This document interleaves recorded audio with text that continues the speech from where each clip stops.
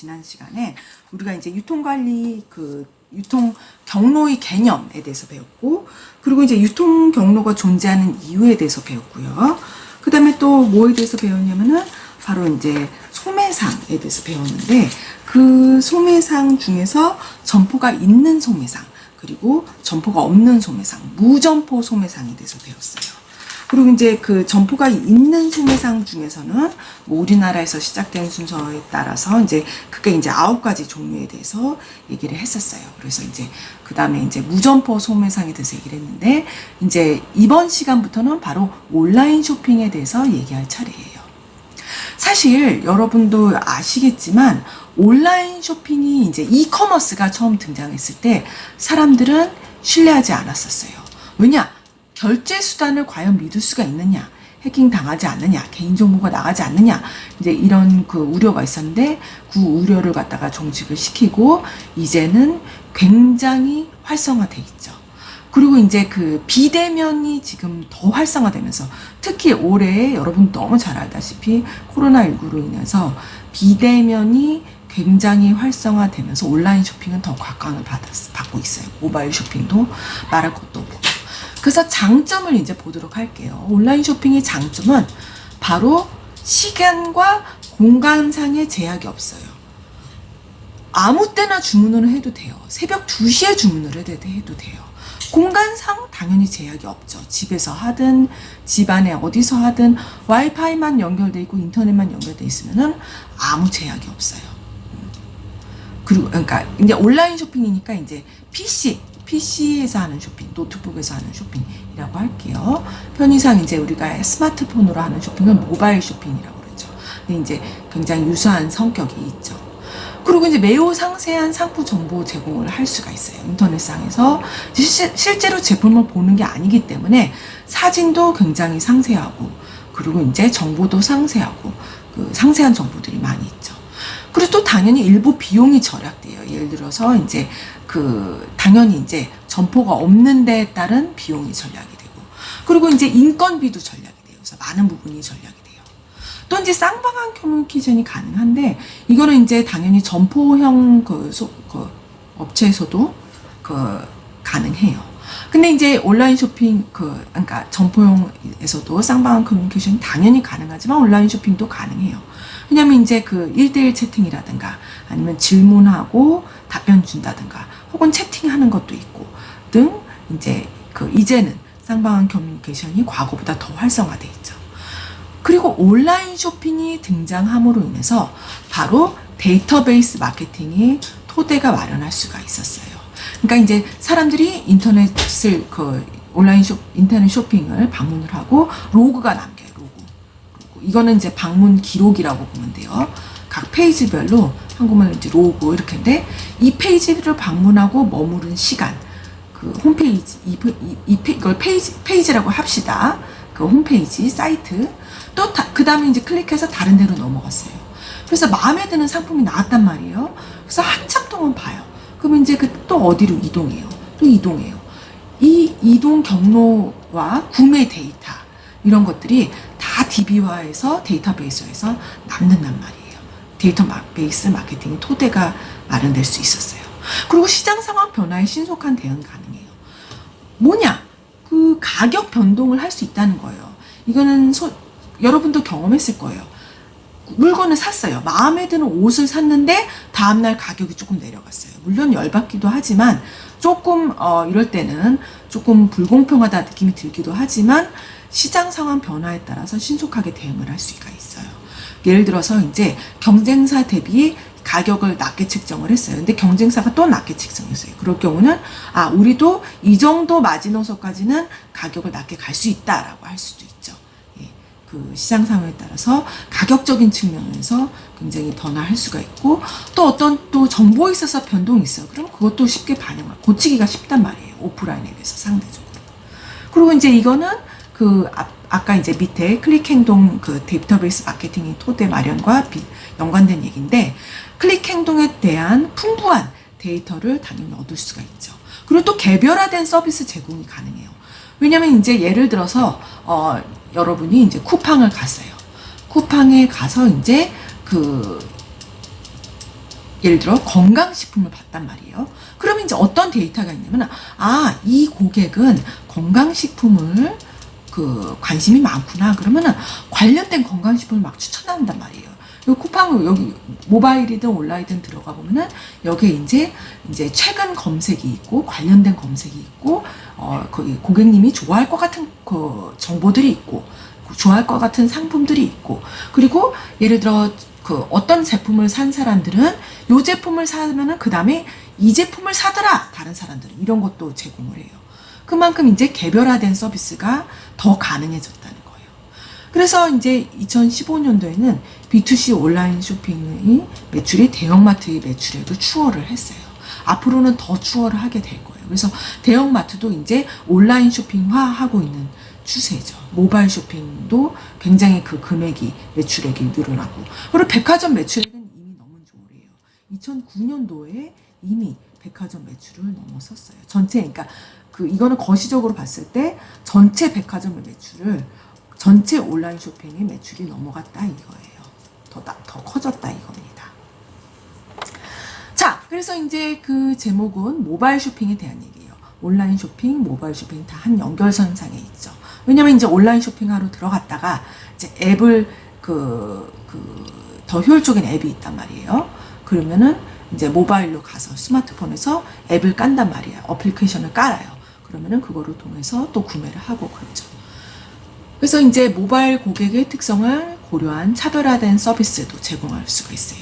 이것도 이제 좀 오래된 건데, 이제 롯데닷컴에서 이제 어떻게 했냐면은, 이거 어때? 라는 상대방한테 추천할 수 있는 거를 넣었어요. 그래서 이제 자기 지인한테 문자도 보내고, 메일 보내고, 카카오톡 보내서 이거 어때? 이래가지고 이제 링크를 보낼 수 있게끔 이런 서비스를 이제 마련했어요. 그래서 특성에 따라서 이제 차별화된 서비스를 얼마든지 만들어낼 가능성이 높은 거죠.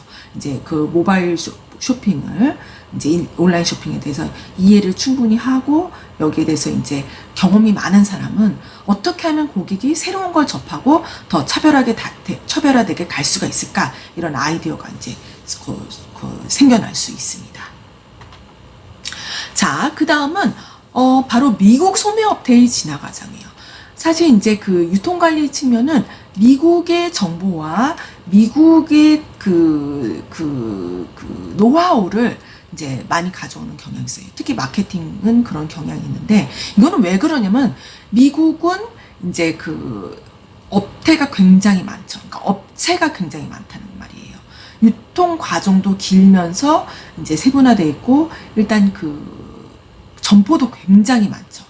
그래서 이제 미국 소매업체의 진화 과정을 보면은 우리나라 소매업체도 예상을 할 수가 있어요. 물론 다르게 갈 수도 있지만 어느 정도 정보가 된단 말이에요. 그래서 미국 소매업체의 진화 과정을 보면은 크게 두 가지에 초점을 맞출 수가 있어요. 뭐냐면 바로 첫 번째가 전문화고, 두 번째가 고급화예요. 전문화는 뭐냐면은 이제 구색은 뭐냐면은 영어로는 어소트먼트예요. 어소트먼트.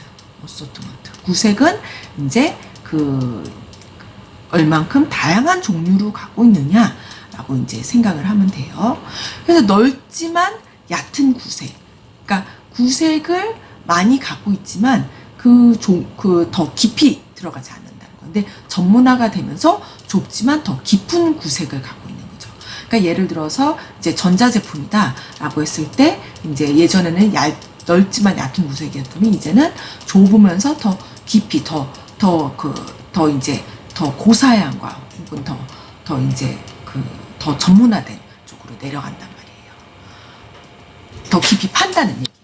그 다음에 고급화는 이제 뭐냐면은 새로운 업태는 기존의 업태보다 더 낮은 가격을 무기로 삼아서 등장한다는 걸로 이제 처음에 시작을 하면 되는데, 여기서 나오는 게 바로 소매업의 수레바퀴 가설이에요. 영어로 하면은 Wheel of Retailing이에요.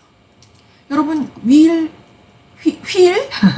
수레바퀴 뭐예요? 그림을 그리면 이렇게 동그랗게 생겨서 바퀴처럼 생겼죠. 그리고 이제 이렇게 굴러가죠. 그래서 이거는 어떻게 해석을 하면 되냐면은, 어떤 업태가 제가 너무 세게 얘기했나요? 어떤 업태가 새로 등장하면은 기존의 업태보다 더 낮은 가격을 무기로 삼아서 등장해요. 더 낮은 마진, 더 낮은 원가. 그래야지 이제 그 시장에 깊이 파고들 수가 있단 말이에요. 그래서 이제 업태가 등장을 해요. 그러면 이제 이 업태의 물건들을 소비자들이 사용을 해요. 근데 이 업태는 시간이 지날수록 어떠냐면은 좀 더 고급화, 그러니까 좀 더 전문화, 고급화, 더 가격도 약간 비싸면서 좀 더 그 사용도 디테일이 들어간 거를 좋아하는 소비자들을 공략을 한단 말이에요. 그럼 이 업태는 어디로 다니면은 약간 가격을 높이면서 고급화를 가요. 그러면은 이제 어떻게 되냐? 그러면 이제 얘가 이쪽으로 가버리니까 새로운 업태가 이 틈을 비집고서는, 그러니까 얘가 이 업태가 일로 가버리면은 여기가 비잖아요. 그러면 새로운 업태가 등장을 해요. 그래서 더 원가가 더 낮고 더 마진이 좋고 이제 그런 게 등장합니다 말이에요. 그래서 이제 그 미국 같은 경우도 예를 들면은 백화점이 나왔어요. 그 다음에 양판점이 나와요. 그 다음에 하객점이 나와요. 그 다음에 회원제 창고형 도소매점 이런 식으로 간단 말이에요. 그런 다음에 이제 이 업태가 등장을 하고 그런 식으로 이렇게 수레바퀴 형태처럼 돌아간다는 거예요. 그리고 또 기존 업태는 얘가 고급화로 갔어요. 그리고 얘 업태가 새로 등장을 했어요. 그럼 어떻게 해요? 가격 경쟁을 피하기 위해서 더 고급화로 간다는 거예요. 더 서비스 질을 더 좋게, 더 차별화되게, 더 디테일 있게 이렇게 간단 말이에요. 그래서 이제 미국 소매 업태의 진화 과정이에요. 우리나라도 마찬가지예요. 우리나라도 백화점은 대형 할인마트가 등장함으로써, 그리고 이제 카테고리 킬러가 등장함으로써 더 고급화의 길로 갔어요. 아마 백화점은 더 고급화로 가든가 아니면 더 그걸 원하는 사람들의 그 취향을 맞추기 위해서 더 그 길로 갈 가능성이 높아요. 그리고 이제 다른 업체 쪽에서 더 마진을 낮게 가져가면서 원가도 더 낮고 더 가격 경쟁을 더 할 수 있는 그런 업체들이 앞으로 또 등장을 하게 되겠죠. 자, 그 다음은 도매상에 대한 이야기인데요. 도매상은 크게 이제 상인 도매상, 대리점, 브로커, 그리고 제조업자 도매상으로 나뉩니다. 만약에 우리가 이제 마케팅 원론이 아니라 유통관리라면은 도매상에서도 굉장히 자세하게 다룰 텐데, 이제 마케팅 원론에서는 소매상에 대해서 좀 더 자세히 봤고요. 도매상은 이제 어떤 종류만 있는지 이제 간단히 이제 보기만 하면 되겠습니다. 그래서 이제 상인 도매상, 대리점 브로커, 제조업자 도매상 정도 이렇게 있고, 각각은 또 이렇게 나눠진다는 것 정도로만 알고 있으면 되겠습니다. 자, 그 다음에 세 번째는 바로 유통 경로의 구조예요. 그래서 이제 여기서 얘기하는 거는 통제 가능성과 투자비 사이에서 균형을 유지하라입니다. 자, 이게 무슨 말일까요? 여러분이 이제 이해하기 쉽게는 제조업자 기준으로 생각을 하면 돼요. 우리가 아까 유통 경로라는 거는 이제 출발이 제조업자에서, 그러니까 물건을 만들어요. 제품을 만들어요. 제조. 그 다음에 어디로 간다 그랬죠? 이제 전통적인 그림에서는 도매로 가고, 그리고 소매로 가고, 그리고 거기 소비자한테 간다고 그랬죠. 그리고 이 사이에 도매, 소매 이 사이에 있는 것이 다 이제 유통 경로, 그러니까 유통업자라고 보면 되는 거예요. 그래서 이제 대표적으로 여러분 생각하는 유통업자라 하면은 뭐 마트, 하이마트, 뭐 롯데마트, 그리고 이제 뭐 이마트 등등 대형 하이마트가 될 수도 있고, 또 여러분들이 이용하시는 편의점이 될 수가 있고, 혹은 슈퍼마켓보다 약간 큰 슈퍼마켓들이 여기에 해당이 되는 거예요. 그래서 여기서 유통 경로 구조에서 얘기하는 거는 통제 가능성의 기준은 바로 제조업자 기준인 거예요. 그러니까 예를 들어 삼성전자다, LG전자다. 그럼 이 전제 회사가 소비자까지 가는 과정에서 이 유통 경로를 잘 통제할 수 있는지, 혹은 여러분들이 좋아하는 우유, 뭐 안 좋아하는 사람도 있겠지만 뭐 메일 유업에서 소비자까지 가는데 이 사회가 잘 되는지, 이런 것들을 보는 거가 이제 통제 가능성에 대해서 얘기를 하는 거예요. 그래서 통제 가능성과 투자비 사이에서 균형을 유지하라. 이건 무슨 말이냐면은 통합적 유통 경로 혹은 독립적 유통 경로에 대해서 이제 얘기를 할 거예요. 그러니까 이제 독립적 유통 경로는 간접 유통 경로라고 또 하는데, 이거는 뭐냐면은 이 유통업자들이 중간에 있다는 거예요. 그리고 이제 직접 유통 경로, 통합적 유통 경로와 직접 유통 경로 같은 말이에요. 통합적 유통 경로와 직접 유통 경로는 같은 말인데, 직접 제조업체가 소비자한테 직접 가는 거예요. 예를 들어 직영점이라든지 혹은 소비자들이 그 제품을 사기 위해서 그 제조업자가 갖고 있는 유통망을 통해서 산다든지, 그러니까 다른 사람을 거치지 않는 거예요. 자, 그렇다면 어때요? 통합적 유통 경로, 직접적으로 제조업자가 유통을 하는 경우는 어때요? 투자비가 많이 들죠. 돈이 많이 들어요. 본인이 직접 하려면 돈이 많이 들어요. 근데 돈을 많이 들어서 본인이 직접 하니까 통제라는 말은 여기서 자기 원한대로 하는 거. 통제 가능성이 높아요? 높죠. 자기가 죄송합니다. 제조업체가 직접 돈 들여서 하면은 투자비도 많이 들고 통제 가능성이 높아요. 근데 반면에 독립적 간접 유통 경로를 쓰면은 투자비도 적게 들고, 하지만 어때요? 통제를 할 가능성이 쉽지가 않죠. 왜냐하면은 독립적 유통업자가 알아서 한다고 그러기 때문에 제조업체가 이래라 저래라 하기가 힘든 거예요. 네, 이런 차이가 있는 것입니다. 바로 통제 가능성과 투자비에 대한 이야기예요. 그래서 통제 가능성과 투자비 이 사이에서 균형을 잘 유지하는 것이 중요합니다. 만약 너무 통제를 하고 싶어요. 그럼 돈이 들고서라도 그렇게 해야 되는 거고, 통제를 좀 적게 하고 비용을 좀 낮추고, 이런 식으로 그 사이의 균형을 잘 유지할 수 있다, 이 이야기입니다. 자, 그래서 방금 말한 대로 이 독립적 유통 경로와 통합적 유통 경로를 이제 차이를 보도록 할게요. 그래서 다음과 같은 경우에 이 제조업자가 통합적 유통 경로를 갖게 될 가능성이 높아져요. 바로 이제 몇 가지가 있는데, 이미 통합적 경로를 갖고 있는 경우, 너무 당연한 얘기예요. 그리고 두 번째, 다수의 유능한 중간사람들이 존재하지 않아요. 만약에 굉장히 잘하는 유통업자들이 있어요. 그러면은 그 유통업자들한테 맡기죠. 왜냐면 그 유통업자들이 전국망이 있다던가, 혹은 굉장히 그 유통 경로가 하는 기능, 촉진이라든가 판촉이라든가, 혹은 소비자들한테 서비스라든가, 이건 굉장히 잘해요. 유능해요. 그러면은 맡기면 되는데, 그런 사람들이 존재하지 않아요. 그런 업체들이 존재하지 않으면은 직접 하는 게 더 낫겠죠. 그리고 세 번째, 중요한 영업 비밀이 있는 경우예요. 만약에 이제 제조업체가 그 노하우가 있거나 그 영업에 있어서의 비밀이, 그러니까 중요한 포인트를 갖고 있어요. 근데 별로 누설하고 공유하고 싶지가 않아요. 그러면 차라리 직접 하는 게 낫죠. 통합적 유통 경로를 하는 게 더 나아요. 하지만 독립적 유통 경로를 하게 되면은 이거를 공유하게 되기 때문에 그만큼 새어나가고 다른 사람이 이용하고 굳이 뺏기고 싶지가 않죠. 그럴 경우에는 통합적 유통 경로를 이용하는 게 더 낫죠. 그 다음에 판매에 요구되는 서비스 수준이 높은 경우, 그러니까 소비자들한테 서비스 수준을 어느 정도 높게 해야 되는 필요성이 있을 경우에는 이제 그 독립적인 유통 경로보다는 통합적인 유통 경로를 사용하는 게 더 낫죠. 그 다음에 커스터마이제이션은 개인화, 고객 맞춤화, 이런 거라고 보면 돼요.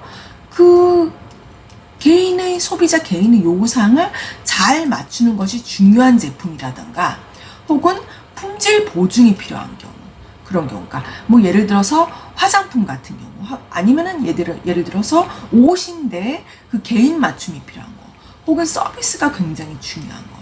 근데 이제 제조업자가 이제 굉장히 이제 의류 관련된 건데, 굉장히 개인화라든가 품질 보증이라든가 서비스 수준이 굉장히 필요해요. 그런 경우에는 독립적인 유통 경로보다는 통합적인 유통 경로를 쓰는 것이 더 낫겠죠. 그다음에 운반이나 보관 절차가 복잡한 경우, 그러니까 유통 경로를 이용하게 되면은 그 유통 경로는 그 제조업체 말고 다른 많은 제조업체들을 이제 상대하기 때문에, 한 제조업체만 운반이나 보관 절차가 복잡하다면은 별로 계약하고 싶지가 않겠죠. 그러니까 이처럼 운반이나 보관 절차가 복잡한 경우에는 통합적 유통 경로를 갖게 될 가능성이 더 낮죠. 더 좋죠. 그 다음에 대량으로 자주 판매되는 상품인 경우, 그리고 이제 이건 좀 당연한 얘기죠. 폭넓게 유통시키는 것이 중요하지 않은 경우. 중간상 중에는 전국적으로 유통망을 갖춘 중간상들이 있어요. 여러분 알다시피.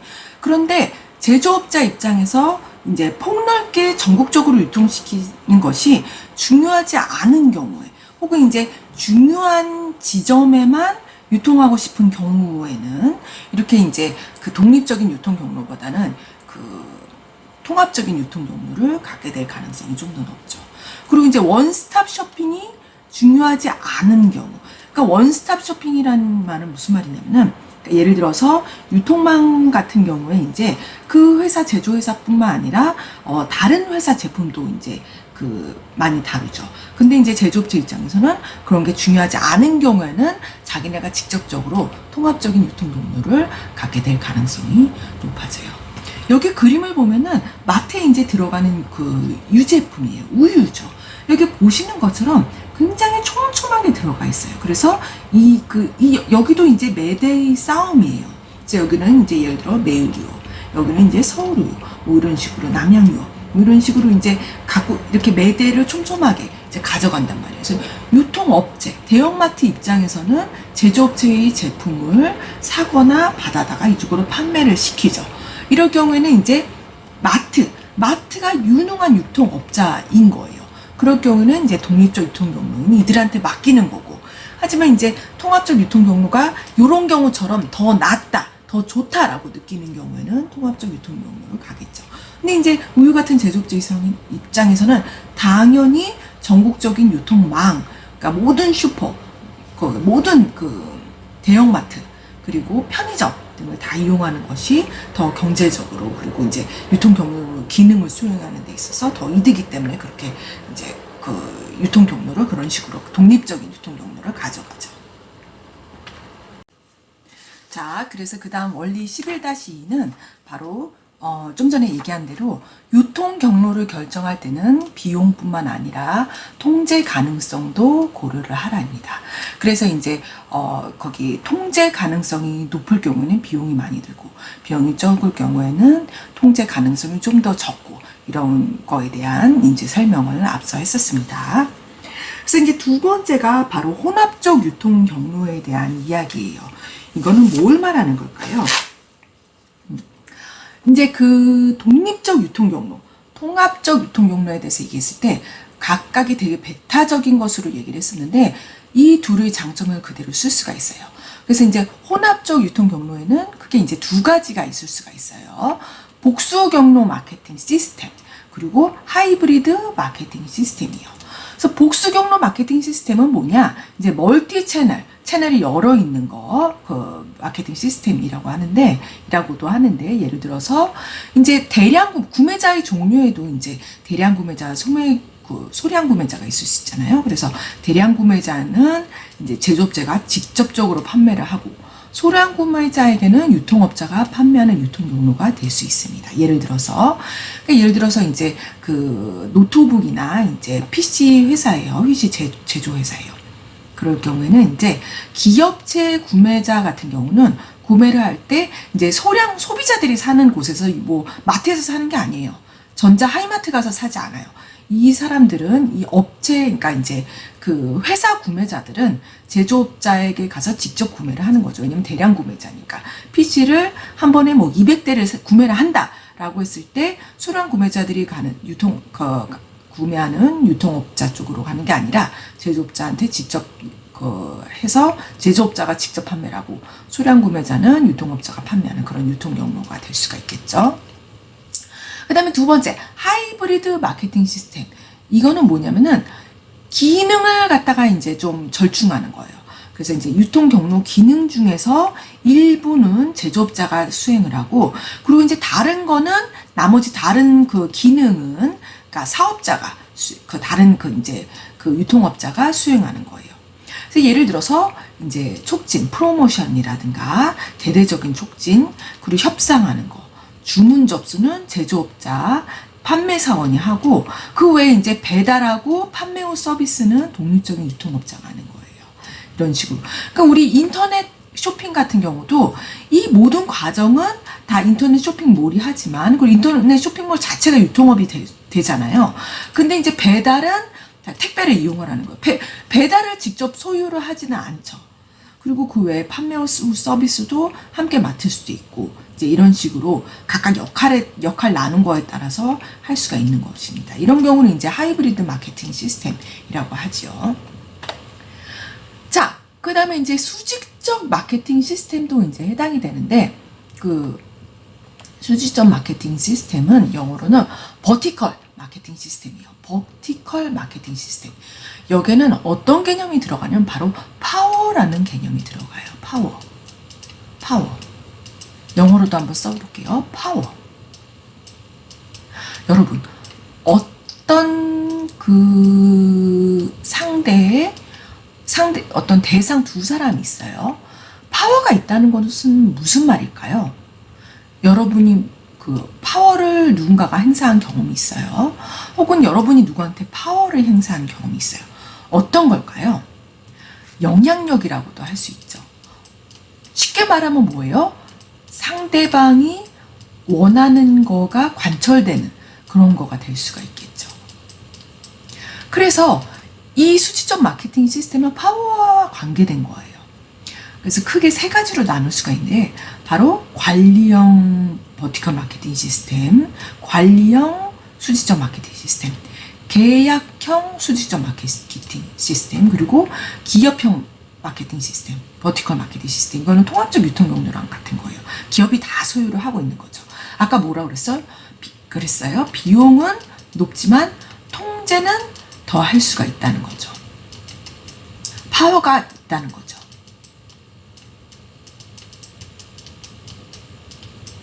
그래서 이제 여기서는 관리형 BMS와 계약형 BMS에서 더 자세하게 다룰 거예요. 그리고 이제 그 계약형 VMS는 또 세 가지 종류가 있어요. 프랜차이즈 조직과 소매상 협동조합, 그리고 도매상이 후원하는 자발적 체인이 있어요. 여러분, 여기서 이제 프랜차이즈 조직이 나오는데, 프랜차이즈 조직은 여러분도 굉장히 잘 아실 거예요. 예를 들어서 뭐가 있을까요? 바로 여러분들이 좋아하시는 치킨. 저도 너무 좋아하는 치킨. 치킨은 대부분이 프랜차이즈 조직이에요. 프랜차이즈 가맹점인 거죠. 프랜차이즈 조직은 프랜차이즈 본부가 있고, 그리고 프랜차이즈 가맹점이 있어요. 그래서 그 프랜차이즈 가맹을 하고 싶다. 그러면은 이제 라이선스를 내고 그 프랜차이즈가 가지고 있는 노하우와 재료와 그런 것들을 이제 사는 거죠. 그래서 가맹점으로 가입을 하는 거예요. 근데 이제 서로 간에 윈윈하는 부분이 있기 때문에 이 프랜차이즈 조직은 굉장히 많이 성장을 했죠. 전체 유통점의 80%가 프랜차이즈다라고 할 정도로 프랜차이즈 비즈니스 자체가 굉장히 많이 이제 거기 통용을 하고 있습니다. 자, 그래서 이제 관리형 VMS를 볼게요. 아까 이제 VMS, 버티컬 마케팅 시스템에는 이제 첫 번째가 관리형 VMS가 있다고 그랬어요. 네. 그래서 이제 관리형 VMS는 뭐냐? 이거는 지도적인 위치에 있는 경로 구성원이 다른 독립적인 구성원들의 활동을 통제하고 조정하는 VMS인 거예요. VMS. 수직적 마케팅 시스템. 그러니까 리더가 있다는 거예요. 리더. 이건 어떤 그 돈에 의한 계약 관계가 아니라 이제 이 유통 경로 과정상에서 리더가 있다는 얘기예요. 그러니까 더 잘 이끌어가고 더 그 조직을 따르게 되고 그 하는 행동을 이제 따라가게 되고, 혹은 파워 행사했을 때 그래, 너가 리더니까 너의 말이 더 옳은 것 같아. 내가 이제 따를게. 뭐 이런 형태로 되는 거예요. 규모나 파워에 있어서 지도적인 위치에 있는 기업이에요. 그래서 이제 다른 경로 구성원들을 통제하고 조종하는 경우예요. 그래서 예를 들어 우리나라 같은 경우는 이제 가전제품과 같이 대기업이 생산하는 상품의 경우에 이제 제조업자가 이제 더 채널 캡틴 역할을 하는 거예요. 그리고 이제 의류 같은 경우는 백화점이나 대형마트 같은 대형 소매업자가 또 리더가 될 수가 있어요. 예를 들어서 월마트, 규모가 굉장히 크죠. 이런 경우는 얘네가 리더가 될 수가 있어요. 그 제조업자도 이제 그 파워를 행사할 수가 있지만, 월마트의 고객이 굉장히 많고 월마트가 판촉을 되게 잘하고 판매를 되게 잘한다면은 월마트의 의견을 따라갈 수가 밖에 없죠. 혹은 이제 백화점. 백화점의 힘이 굉장히 세요. 예를 들어서. 그러니까 고객의 그 니즈를 잘 알고 백화점이 이제 그 어떻게 하면은 이제 잘 갖춰서 잘 팔 수 있는 노하우를 굉장히 잘 갖추고 있다면은 그 안에 대형 의류든 소규모 의류든 이제 백화점에 가는 방식에 따라 맞출 수밖에 없죠. 제가 아까도 아마 예시를 들었을 거예요. 아까가 아니라 한 지난주쯤인가 이제 그 조지오 알마니 그러니까 디자이너가 우리나라를 방문한 적이 있었는데 이 디자이너가 제일 먼저 우리나라를 방문해서 이제 그 관련된 이제 MD를 만났어요. 그죠? 그 MD한테 하는 말이 신세계 백화점을 가봐야 된다. 왜냐면 자기는 그 중요한 바이어이기 때문에 어떤지 가봐야 된다 이렇게 얘기를 하더래요. 그러니까 그만큼 어떤 그 유통 경로상에서 그러니까 그가 있고 그런 경우에는 이 사람들이 리더 역할을 한다는 거죠. 채널 캡틴이라는 거예요. 자, 그 다음에 두 번째가 계약형 VMS. 바로 이제 프랜차이즈 조직이라고 그랬어요. 그래서 프랜차이즈 조직은 프랜차이저 본부, 그리고 프랜차이저가 있으면은 프랜차이지가 있어요. 프랜차이지. 그러니까 수동형인 거죠. 프랜차이지 영어로 쓸게요. 글씨는 이제 마우스로 써서 굉장히 별로지만 여러분은 찰떡까지 알아보실 거라고 생각을 해요. 프랜차이지예요. 뭐예요? 가맹점이에요. 가맹점. 이 그 장단점이 있어요. 근데 장점이 굉장히 크기 때문에 이만큼 이 프랜차이즈 사업 자체가 프랜차이즈라는 비즈니스 종류가 굉장히 발전을 했겠죠. 그래서 본부 입장에서의 장점은 뭐냐면은 이제 프랜차이저 입장에서의 장점이에요. 프랜차이저 입장에서의 장점. 큰 투자비 부담 없이 사업을 빠르게 확장을 할 수가 있어요. 굉장히 좋은 아이디어가 있었어요. 굉장히 좋은 아이디어를 본부가 가지고 있어요. 근데 전국적으로 유통망을 빠르게 확대를 하고 싶어요. 근데 만약에 지형점을 갖다가 다 세운다고 생각하면 얼마나 비용이 많이 들겠어요. 근데 라이선스를 그 비용을 받고 이 본부의 굉장히 좋은 아이디어를 파는 거예요. 그러니까 예를 들어서 본죽이에요. 죽 메뉴도 너무 좋고 맛도 있고 그리고 이제 이런 브랜드 이미지도 있고 이런 되게 잘 만들어 놨어요. 근데 이제 보니까 예를 들어서 직영점을 몇 군데를 만들어 놨더니 이게 가능성이 있는 거예요. 그래서 이게 전국적으로 나가야겠다라고 생각을 했을 때 그때 이제 가맹점들을 받는 거죠. 그래서 큰 투자비 없이 사업을 빠르게 확장할 수가 있어요. 그리고 그러면 이제 이 사업에 뛰어든 가맹점들은 어떻겠어요? 의욕이 넘치겠죠. 이를 통해서 거기 성과를 창출하고 매출을 높일 수 있기 때문에 의욕적인 사람들이죠. 그래서 의욕적인 사람들을 가맹점, 프랜차이지로 확보를 할 수가 있어요. 또 안정적인 수입을 할 수가 있죠. 가입비와 로열티를 받기 때문에. 그리고 이제 로열티를 내고 또 이제 월별로 지속적으로 받는 비용도 또 따로 있을 수가 있어요. 이건 계약된 형태에 따라 또 달라요. 그리고 또 일관된 이미지를 확립을 할 수가 있어요. 왜냐면 여기는 계약형 VMS라고 그랬잖아요. 계약형이라고 했으니까 계약에 따라서 본죽의 이미지와 본죽의 그런 그 인테리어 이런 거를 다 똑같이 가져가야 된다. 모든 가맹점이. 그러면 일관된 이미지를 확립할 수가 있어요. 그리고 또 유연성이 있어요. 그러니까 직영점보다는 이 그 프랜차이지들이 가맹점들이 또 아이디어가 있을 수 있고 또 노하우도 또 고객들을 대하면서 또 생길 수가 있기 때문에 유연성이 있을 수가 있어요. 근데 문제점도 있을 수가 있죠. 어떤 문제점이 있을까요? 바로 첫 번째가 가맹점이 통제와 퇴출이 어려워요. 예를 들어서 가맹점이 이제 이 프랜차이즈 사업이 너무 잘 됐어요. 가맹점이 굉장히 많아졌어요. 근데 모든 가맹점이 다 똑같을까요, 여러분? 여러분 이제 굉장히 많은 프랜차이즈가 있다고 그랬잖아요. 이제 치킨집도 있고 햄버거집도 있고 본죽 같은 곳도 있고 굉장히 많아요. 베이커리도 있고 굉장히 많아요. 근데 여러분들이 이제 여러 지역에서 그 프랜차이즈를 갔을 때 그 편의점도 마찬가지예요. 그 가맹점이 그 점포가 다 똑같던가요? 그렇지 않아요. 어디는 서비스가 너무 좋고 그 사장님에 따라서 어디는 서비스가 너무 나빠요. 정말 뭐 싸운 적도 있어요. 근데 그랬을 때 그 가맹점 사장이 마음에 안 든다고 해서 예를 들어서요. 그 쉽게 이제 뺄 수가 있을까요? 퇴출이 어렵죠. 왜냐하면 계약 형태로 돼 있기 때문에 그 퇴출이 어려워요. 그리고 그 가맹점이 가맹점으로 있는 동안 노하우를 취한 다음에 계약이 끝나서 탈퇴를 해요.